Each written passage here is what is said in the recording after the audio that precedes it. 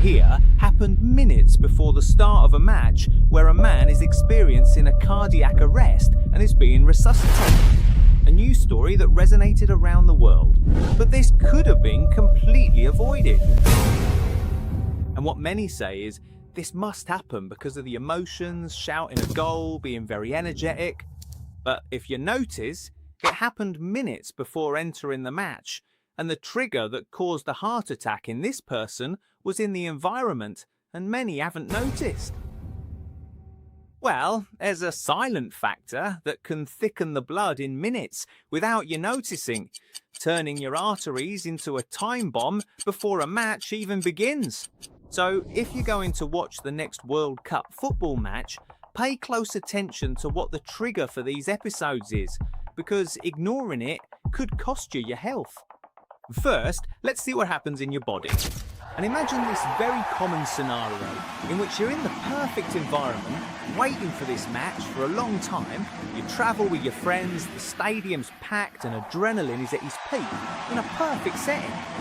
There's a radiant sun, it's hot, but you don't feel it because you're immersed in the excitement of the game. You probably order a soft drink, you're shouting, jumping, excited. Inside, you're not feeling anything, but your arteries are trying to adapt to that environment, increasing blood pressure and generating changes in your heartbeat. And this is where the real problem begins.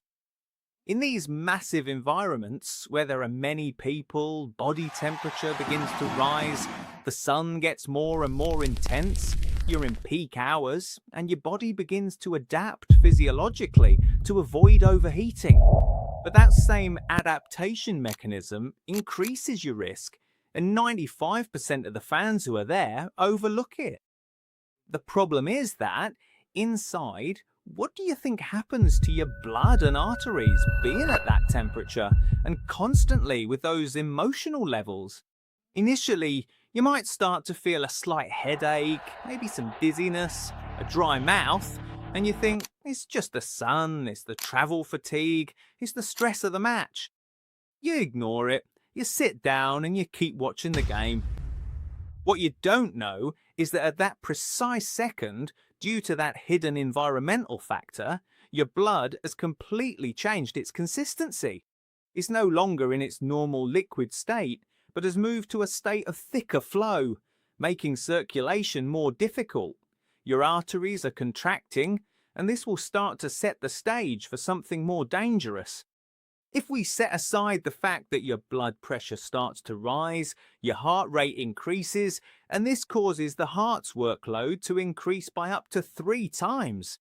What's happening is that because the body wants to avoid that overheating, what it's going to do is start evaporating water from the body through the skin.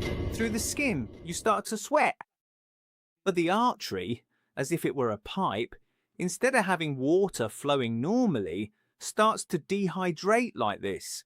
And instead of having liquids, you have something like mud, something stickier.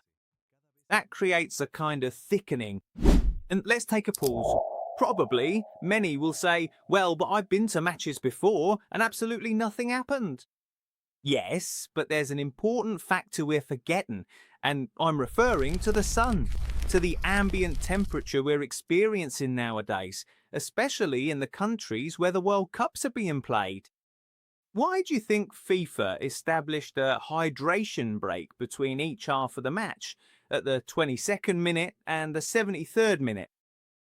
Because the players are experiencing more dehydration due to these high temperatures.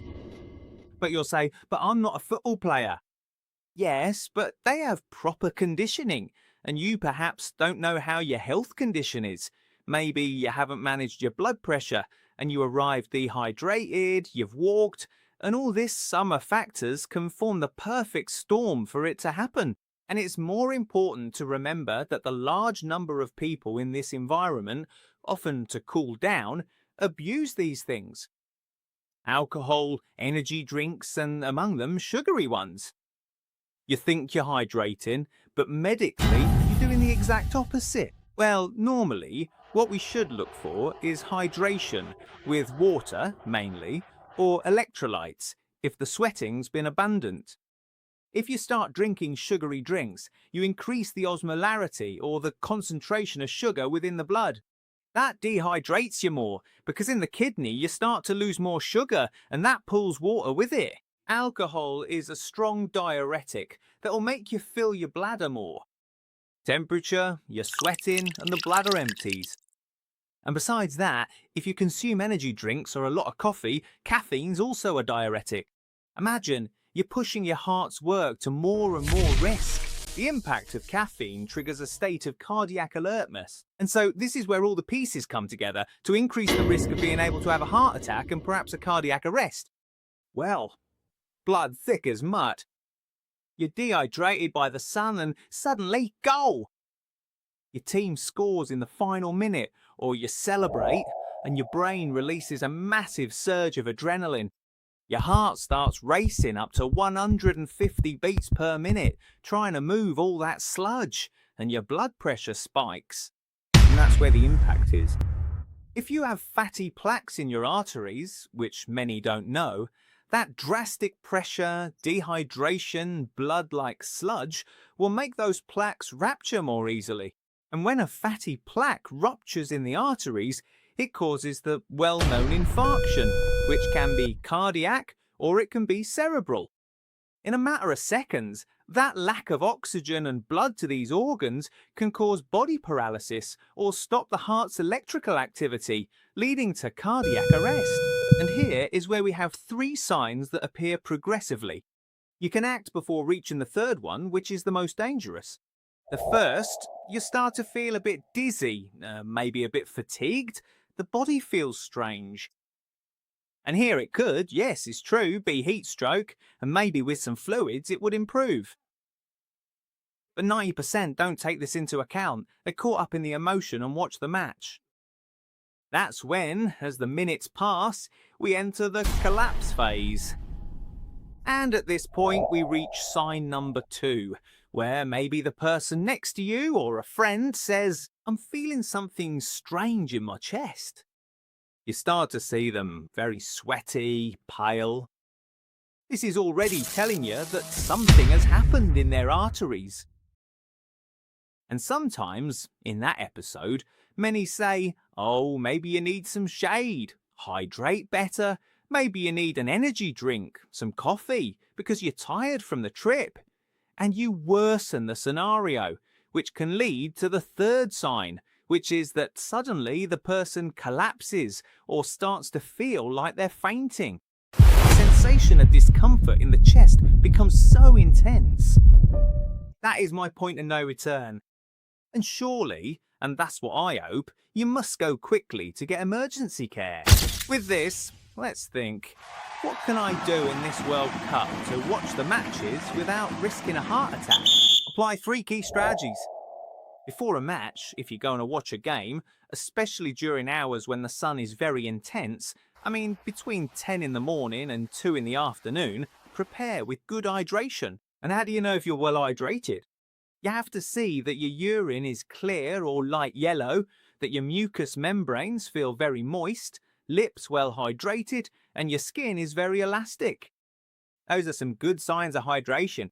The second point, use good sun protection. You can use sunscreen or long sleeve clothes with UVB protection, a good cap, sunblock, sunglasses. If you're sweating a lot, you can consume water with electrolytes, drinks that have sodium, potassium, it's ideal. And wear cool clothes, which is ideal.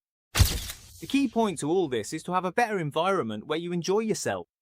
Avoid crowds, if possible, inside the stadium itself. And when you enter and leave it, avoid the long queues. Above all, if you already have heart problems, hypertension, diabetes or a heart attack, check your medications, keep track of your blood pressure while travelling, and have a prior consultation, if you can, with your trusted doctor to see how all these parameters are, and so the World Cup doesn't take you by surprise. And surely, if you follow all these recommendations, you're going to enjoy this World Cup, which is very interesting. I'm from Ecuador. Even though we lost the first match, hopes remain high. Just as I ask you, from which country, which team are you watching me from, and which one are you supporting? And how's that football going? Also, what are you going to do and what recommendations to take care of yourself in this World Cup so that none of these things happen to you? If you want other interesting videos, please don't forget to turn on notifications, hit the like button, share this video with someone it might help, a close friend or a family member. And if you want a particular recommendation that assesses your case to see how you are, to analyse your studies, I'll leave my website in the first pinned comment as www.brricardofreire.com/reservations, and there we can schedule an appointment and help you. And hoping that you put on the shirt, celebrate the goals, and go with very good health. You mustn't forget that this is what your heart needs.